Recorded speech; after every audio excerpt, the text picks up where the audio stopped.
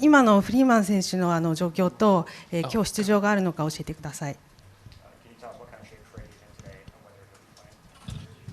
Freddie's better than he was yesterday, but he's not going to be in the lineup.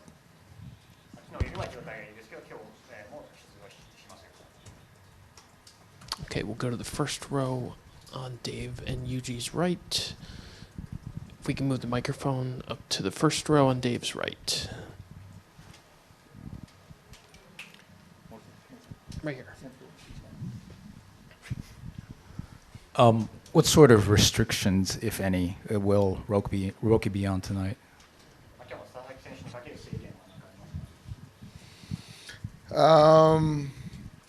There's no hard and fast. I think the stressful innings, I would say something in between 4 and 5 innings is ideal for this start. Would be my thought.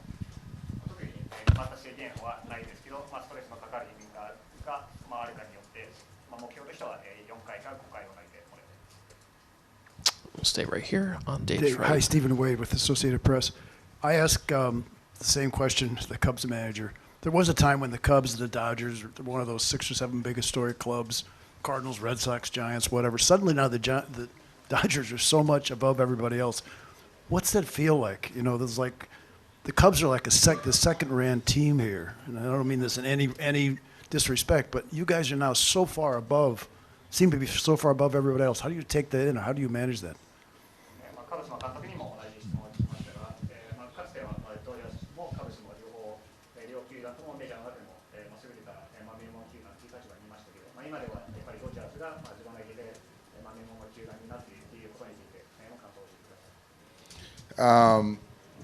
I think in totality, there's still a few ball clubs that share that same lore of history, but baseball, a lot of it is cyclical, and so our hope is we can continue to ride this high tide as the Dodgers.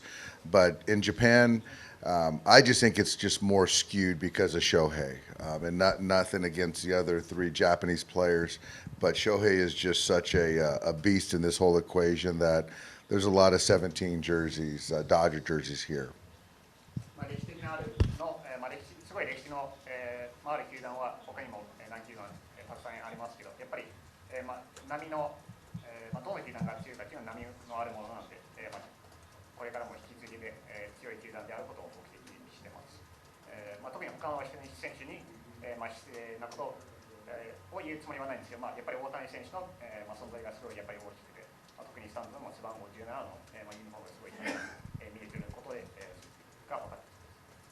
Go to David standing in the doorway. Dave, going back to Freddie, how much did he lobby you to try to play tonight, and will you not really know the extent of the injury until you get back to LA?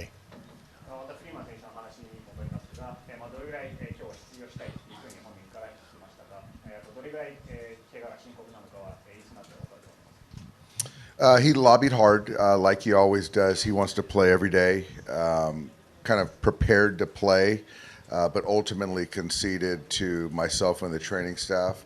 It's just too early in the season to potentially put him in harm's way. Feels much better than he did yesterday.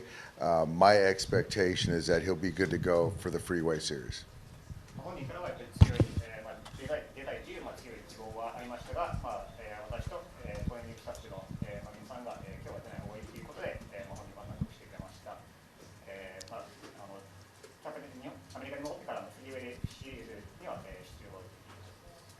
Go to Bill in the second row on your left, then we'll go to Kirsten after that. Yeah, as exciting as these games have been, this whole trip, the travel, is part of you or part of the players feeling like it'd be nice to get it over with tonight, get home, take a breath, and get back into more of a routine?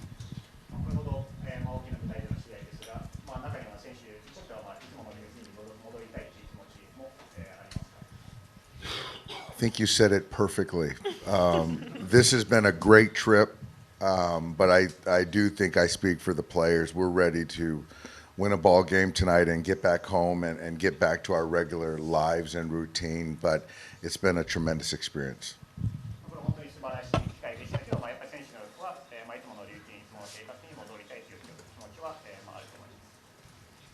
Go to Kirsten, first row on your left. Just Dave. going back to Roki, with that splitter of his and talking to some of the guys, it's hard for them to compare it to anything that they've seen before. Even Connor McGinnis said it's kind of like a fork ball. How would you just describe that pitch and what allows it to be so effective for him? 佐々木選手のことについて、他の選手だったりコーチだったりから他の見てきた中では球種に比べにくいっていう本当にユニークな球種だっていう話がありますが、それについて少し話してください。Well, the unique thing about his split finger, it's very unpredictable. It can go to the left, it can go straight down, and it can go to the right. And I don't think, and Roki doesn't even know what it's going to do when he throws a baseball. So if the pitcher doesn't know, it's certainly hard for the hitter to hit the split. And the main thing is the split has got to be presented as a strike. If it looks like a strike out of the hand, it's going to be a very effective pitch.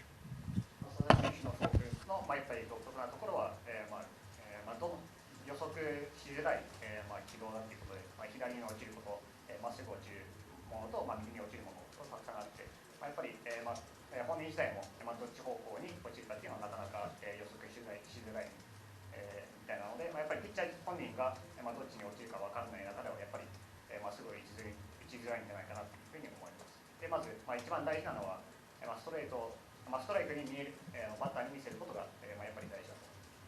Do one or two last ones. Go to Jack, first row on your right, Dave. When you have someone like Roki, who we've talked about, like is still relatively raw, but has kind of like the premium stuff that he does, like, do you almost kind of have like a wider range of expectations for how he might look, not just like tonight, but like over the course of the year? Like, do you have kind of a sense of how it might look, you know, the highs and the lows, or are you kind of like waiting to see yourself, you know, how this is going to play out at a regular season environment? Well,ごめんなさい。佐々木選手のように、発展途上のピッチャーで、球威にすごいあるピッチャーだと、やっぱり波が、激しいように思いますが、1試合でも1年を通して、どういうふうな成績を残してくれると思います。I think when you get youth and talent, which is Roki, what that introduces is variance. And so there's going to be some really high highs and then some things that you just don't know what are going to happen because of his inexperience. And so for me, I'm just going to wait and see because I'm still trying to learn Roki as a professional pitcher. 佐々木選手の特徴であるその若さと才能の高さを、やっぱり、一緒にすると、すごい、波が大きいっていうのは、予測できます。本当に素晴らしい投球をする日もあれば、それを予測しづらい日も、あると思います。私としてはまだ、佐々木選手のピッチャーとしての特徴を、理解している段階なので、これから見ていきたいと思います。We'll take a last question from Fabian to your right here. Yeah, Dave. Obviously, it's not the same situation as Yamamoto last year, but it was, in terms of like this kind of a start, we put obviously so much into a big league debut, doing it in his own home country. Like, how do you sort of gauge, obviously, like learning as much as you can from how he handles this moment versus not trying to read too much into maybe what the results kind of look like in his first start? 山本選手と全く同じ状況ではないですけど、やっぱり海外での開幕戦で、すごい大きな舞台になって、どれぐらい、今日の結果と、今日から、その大きな舞台があるということで、それほど注目したいものを、どういうふうに感じていますか。I personally didn't read much into Yoshinobu's first start in Seoul last year. I don't plan on reading much into this start for Roki. There's a ton of emotions that I can't even appreciate. I don't think any one of us can. And so he's going to go out there and do the best he can. He's going to compete. And the key is he just continues to get better.